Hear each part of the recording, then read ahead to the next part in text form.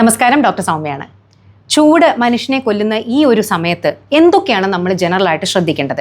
ഇന്ന് ആദ്യത്തെ ടോക്കിൽ ഞാൻ എങ്ങനെയാണ് സൺസ്ട്രോക്കും സൺബേണും തമ്മിൽ തിരിച്ചറിയുക എന്നുള്ളത് പറഞ്ഞു. ഇന്നത്തെ ഈ ഒരു ടോക്കിൽ നമ്മൾ ചർച്ച ചെയ്യുന്നത് എന്തൊക്കെയാണ് ജനറലി നമ്മൾ ശ്രദ്ധിക്കേണ്ട കാര്യങ്ങൾ. അത് സൺസ്ട്രോക്ക് ആവട്ടെ സൺബേൺ ആവട്ടെ. ആദ്യത്തെ തന്നെ നമ്മുടെ ഡ്രസ്സിംഗ് ആണ്.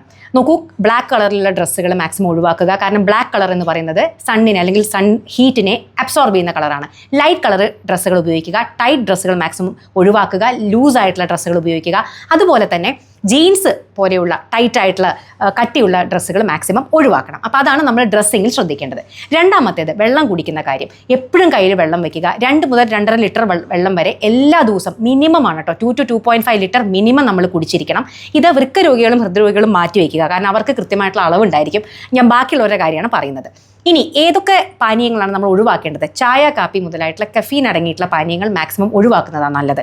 Carbonated drinks no. അതായത് പെപ്സി, കൊക്കക്കോല പോലെയുള്ള കാർബണേറ്റഡ് ഡ്രിങ്ക്സ് മാക്സിമം ഒഴിവാക്കണം. Alcohol complete no. ഒരു കാരണവശാലും ആൽക്കഹോൾ അടങ്ങിയിട്ടുള്ള പാനീയങ്ങൾ കുടിക്കുന്നത് നല്ലതല്ല. പിന്നെ എന്തൊക്കെ കുടിക്കാം? നിങ്ങൾക്ക് ORS കുടിക്കാം, സംഭാരം കുടിക്കാം, അതുപോലെ നാരങ്ങ വെള്ളം കുടിക്കാം. ഇതൊന്നും ഇല്ലെങ്കിലും തിളപ്പിച്ചാറിയ വെള്ളം വേണ്ട വിധം കുടിക്കുക. അപ്പോൾ ഫ്ലൂയിഡ് ഇൻടേക്ക് എന്ന് പറയുന്നത് വളരെയധികം ഇമ്പോർട്ടൻ്റ് ആയിട്ടുള്ളൊരു കാര്യമാണ്. മൂന്നാമത്തെ കാര്യം, ഈ പാർക്ക്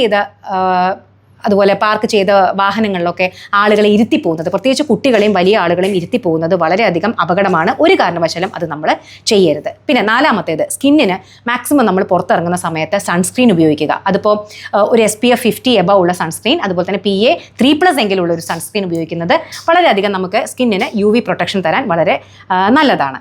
ഇനിയിപ്പോൾ എന്തെങ്കിലും ഒരു ബുദ്ധിമുട്ട് പുറത്തുനിന്ന് ഉണ്ടാവുകയാണെന്നുണ്ടെങ്കിൽ നമ്മൾ പെട്ടെന്ന് തന്നെ തണുത്ത ഒരു ഭാഗത്തേക്ക് മാറി നിൽക്കുക. പിന്നെ അതിനേക്കാൾ ഉപരി 11 മുതൽ 3 മണി വരെ 11 AM to 3 PM മാക്സിമം നിങ്ങൾ പുറത്തു പോകുന്നത് ഒഴിവാക്കുക തന്നെ വേണം. പലരും വിചാരിച്ചു വെച്ചിരിക്കുന്നത് സൺസ്ട്രോക്ക് ഉണ്ടാവുന്നത് ദേഹാധ്വാനം ചെയ്യുന്ന മാനുവൽ ലേബേഴ്സിനാണ്. അല്ല, 2 തരം സൺസ്ട്രോക്ക് ഉണ്ട്. എക്സേർഷണൽ സൺസ്ട്രോക്ക്, നോൺ എക്സേർഷണൽ. അപ്പോൾ ഈ നോൺ എക്സേർഷണൽ എന്ന് പറയുന്നത് സാധാരണ വെറും എക്സ്പോഷർ കൊണ്ട് മാത്രം ഉണ്ടാവുന്നതാണ്. സോ നിങ്ങൾ വെറുതെ ഇറങ്ങി നടന്നാലും വൾണറബിൾ ആയിട്ടുള്ള, അതായത് കുട്ടികൾ, 60 വയസ്സിന് മുകളിലുള്ള വയോജനങ്ങൾ, ഈ 2 പേരും വളരെയധികം വൾണറബിൾ ആയിട്ടുള്ള ഗ്രൂപ്പാണ്. ഒരു കാരണവശാലും കുട്ടികൾക്ക് ഇപ്പോൾ വെക്കേഷനൊക്കെയാണ്, 11 മുതൽ 3 മണി വരെ ഒരു കാരണവശാലും അവരെ പുറത്ത് വിടരുത്. സോ അനാവശ്യമായിട്ട് പുറത്തിറങ്ങി നടക്കുന്നത് ഒഴിവാക്കുക തന്നെ വേണം. ഇനി എന്തെങ്കിലും ബുദ്ധിമുട്ട് തോന്നുകയാണെങ്കിൽ ഉടൻ തന്നെ തണുത്തൊരു ഭാഗത്തേക്ക് മാറുക.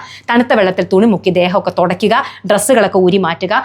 ദേഹം തണുപ്പിക്കാനുള്ള കാര്യങ്ങൾ ചെയ്തുകൊണ്ടിരിക്കുക. ബോധത്തിന് കുഴപ്പമൊന്നുമില്ല, ബോധമുണ്ടെന്നുണ്ടെങ്കിൽ മാക്സിമം വെള്ളം കുടിപ്പിക്കാൻ കൊടുക്കുക. എത്രയും വേഗം ഒരു ആശുപത്രിയിലേക്ക് മാറ്റാൻ ശ്രമിക്കുക. അപ്പോൾ ഇത്രയും കാര്യങ്ങൾ എല്ലാവരും ഓർക്കുക. മാക്സിമം പേരിലേക്ക് ഷെയർ ചെയ്തെത്തിക്കുക. ബൈ.